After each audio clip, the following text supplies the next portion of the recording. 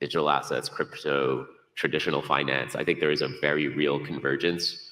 I mean, what we see is that there's a huge amount of demand. So when you find projects that have actual real world use cases and are transacting trillions of dollars in a construct that is scalable, I would latch on pretty quickly.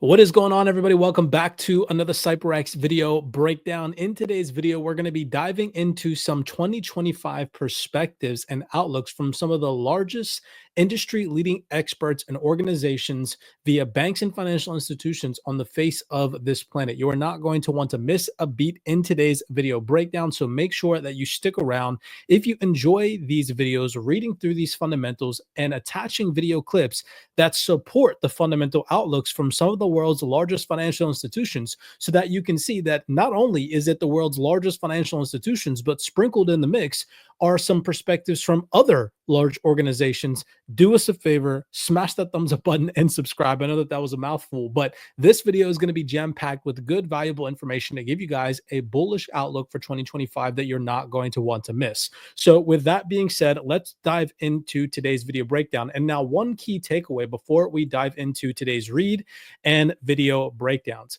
is what I noticed amongst these institutional participants is that they've come to the kind of consensus or the conclusion that eventually we will enter into a real world utility or real world use case phase, where certain altcoins that provide real world value and utility will see exponential growth in 2025. And that is something that us as crypto researchers have been touting for the longest time, to fixate your mindset on investing in real world value and utility in your portfolio. Again, not financial advice. And then having a zoomed out long-term perspective, being patient, being disciplined, and understanding that this crypto industry will eventually migrate from this speculative phase into a real world use case, real utility adoption cycle. So starting here on Sygnum Bank's LinkedIn profile, this is where I got this information from. Caitlin, I'm not going to butcher her last name, Sygnum Bank Head of Investment Research, spoke with DL News, Eric Johansson, and Liam Kelly about what is ahead for the crypto market in 2025. So clicking on this link takes us to this page. This is what we're going to be diving into and reading via some industry-leading experts' perspectives from Fidelity, Standard Chartered, Zodiac Custody. You guys get the picture. Again, some of the world's largest and leading financial institutions in this space. Starting off here, it says, Wall Street's coming for crypto. Over the past 12 months, traditional finance has muscled into the realm of digital assets like never before. The traditional finance, or TradFi in crypto parlance, creep shows no sign of stopping. So what is next? We ask leading fintechs, asset managers, banks, and crypto firms back traditional financial players what they're looking for in 2025. So again, you guys are not going to want to miss today's video breakdown, because these perspectives aren't coming from us. We're just here showing you guys information that is never going to reach the mainstream. CNBC, Fox News, ABC, they're never going to tell you guys this stuff straight to your face. They're too busy covering all the fear, uncertainty, and doubt that distracts individuals from participating in this space, keeping them occupied on things that don't really matter. Julian Sawyer, CEO of Zodiac Custody, says the next year will be pivotal. A bullish outlook on digital assets with greater global clarity on regulations are set to make 2025 perhaps the most pivotal year for growth. In Europe, the full introduction of the long gestating markets and crypto assets, or MiCA legislation, will mean investors and industry participants will have a clear runway, helping to bring previously disparate regulatory approaches together and put Europe on a far stronger footing. As trust grows in 2025, this could mark a new era of institutional and retail participation, reinforcing digital assets as an integral part of the global financial landscape. Then we have an individual participant right here, Leonid Bilshlikov. He is the head of product at Crypto Revolut. And he says here, a shift in the political situation in the US could create a positive path for crypto's future globally. Now, in a video posted by the Hong Kong Monetary Authority from only 1 month ago and has 54 views, take a second and listen to what this industry leading expert from a large organization said on stage that kind of coexists with what that gentleman just said. Post the most recent election, I think the industry consensus view is that we will likely find more collaborative regulatory approach for the transaction of cryptocurrencies in the United States.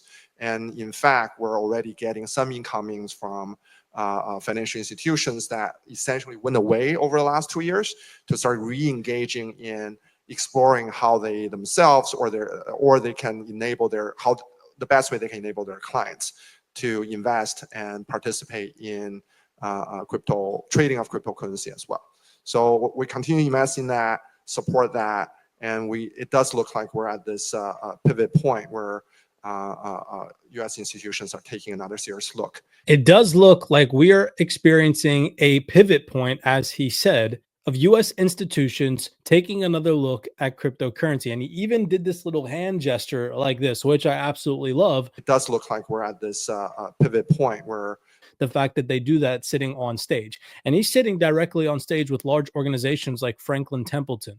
Okay, so again, take that into consideration. Now, all the video clips that I'm going to play moving forward, I'm just going to play them in between reading the posts instead of announcing who it is that's speaking. Just understand that every single participant that I'm going to be playing moving forward today has valid credentials and is from some of the world's largest institutions and organizations in this space. So let's continue. This is from Johan Kerbrat. Hopefully, again, I pronounced his name correctly. General Manager, Crypto Robinhood. He said, we also see a lot more people looking at stablecoins and getting excited about tokenization of real world assets. Clearly, we have a use case for stablecoins today, which is around settlement and value transfer. What other applications do you envision now that the stablecoin networks are well adopted? What would you like to see in the next 3 years? Yeah, I think 3 years goes by pretty fast. But as I like to say, we're sort of just kind of hitting the 1.0 vision for what we think this could be, which is essentially a world where the marginal cost of storing and moving value goes to zero, and where the user experience of like transacting over these mediums is as simple and seamless as the other kinds of user experiences that we have with major categories of software utilities on the internet. We're not quite there. We're getting really, really close. And so I think maybe over the next year, I think we'll get there on that utility. And then I think it starts to get really interesting. When internet utilities made the marginal cost of, say, storing and moving information zero, or the marginal cost of having a communications connection to someone zero, or the marginal cost of distributing software effectively became zero. When you change the fundamental unit economics, the kind of net world output of that thing goes fairly exponential. And I think that will be similar with money and transactions. So it strikes me that as we approach that point, the velocity of money in the world and the actual economy will increase considerably. Like the amount of net world output growth in those other areas was like $1,000,000x over some period of time. It was just extraordinary, and we see that. This individual representative from Robinhood mentioned stablecoins. Now, that was Jeremy Allaire, the CEO of Circle, talking about the exponential growth that we are set to see over the next consecutive couple of years through stablecoin adoption, right? And he gave some interesting perspectives. Moving on, we have industry-leading experts giving their opinion from Fidelity Digital Assets. This is a research analyst. Her name is Martha Reyes from Fidelity. Do you guys remember taking a look back at one of the industry-leading experts from Fidelity going on to mention their push for mass adoption and industry education in this space? Take a second and listen. But I do think that there's still an opportunity to spread the understanding. And then again, on the retail side, I think, when people don't understand something, they often, react with fear. And so it becomes a bit of an emotional hurdle too. So we're hoping that, with us in the space and our brand in the space, that we can allay some of that fear, and then, further the education to again, spread the adoption and drive the adoption.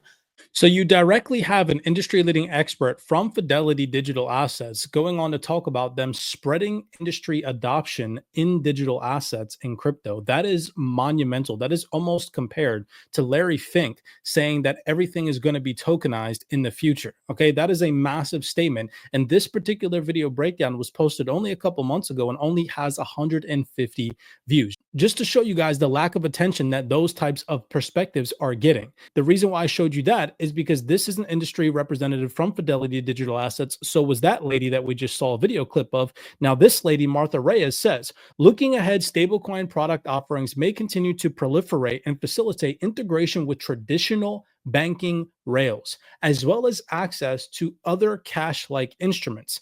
Now, if we go back only 1 month ago, this was posted from Hedera, the video titled Unlocking Real-World Asset Value. Take a second and listen to one of the industry-leading experts sitting on stage talk about stablecoins here and how they are better than traditional financial rails. To repeat your question in a slightly different way, why did we tokenize the dollar? What benefit did tokenizing the dollar bring to the universe? And to echo some of what has been said on stage is, did it bring better accessibility, efficiency, liquidity? What did it bring to the table that made the world better? And the simple question is, it's done a number of these things, right? It may not be so easy to transfer $1 or $1 million or $10 million from country A to country B. You have Fedwire, you have Swift, you have a lot of intermediaries, you have time and cost. Well, stablecoins, a tokenized dollar, can effectuate that transfer of value much faster with much less cost, then you've brought something new to the table.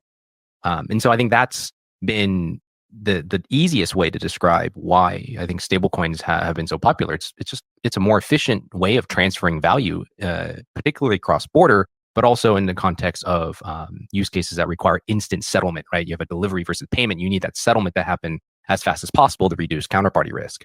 So stablecoins, I think, obviously are here to stay, and we certainly believe in the future of stablecoins, not only as a transfer of value, but also to effectuate faster settlement for any kind of transaction, not just a financial payment.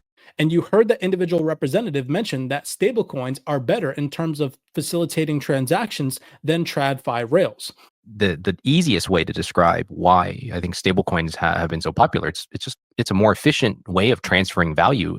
Now, moving on, we see David Alderman, research analyst at Franklin Templeton Digital Asset Management, say, in 2025, the crypto landscape will likely see pivotal advancements shaped by regulatory clarity, institutional adoption, and technological evolution. Financial regulators globally are likely to adopt a more favorable stance on tokenization and crypto broadly. We believe this will be led by U.S. regulators such as the SEC, enabling a more diversified financial investment product associated with cryptos such as ETFs or tokenized security products. We will see major TradFi players, crypto infrastructure begin to intersect. Crypto infrastructure begin to intersect. Where have we heard that before? And from the larger players standpoint, and I'm talking about your tier 1, tier 2 banks coming in and providing this infrastructure.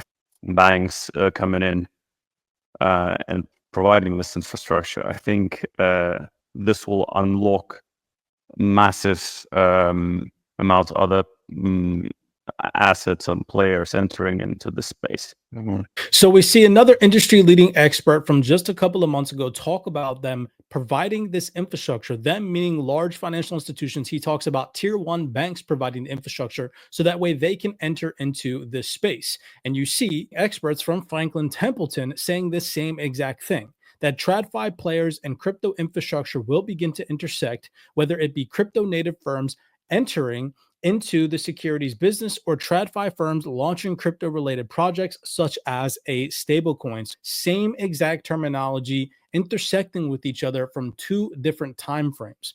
Overall, 2025 will mark a shift from speculation to utility. Again, this is coming from an individual representative from Franklin Templeton talking about speculative investing over to utility investing. And where did we hear that before? Yeah, and I would just say, I mean, there's a lot of vaporware in crypto, and so when you find projects that have actual real world use cases and are transacting trillions of dollars in a construct that is scalable, I would latch on pretty quickly.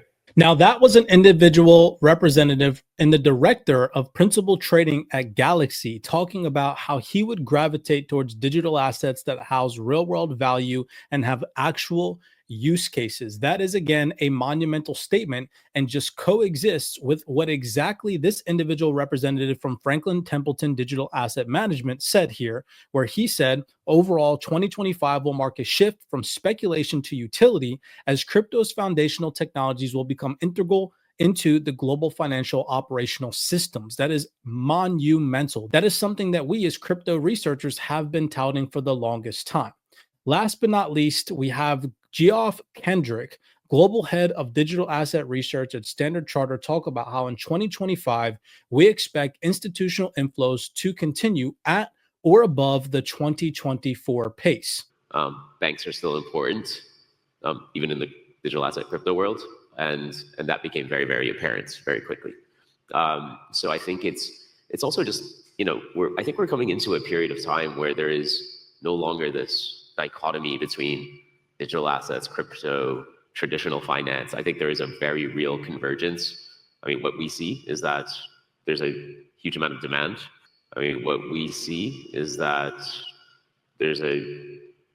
of demand.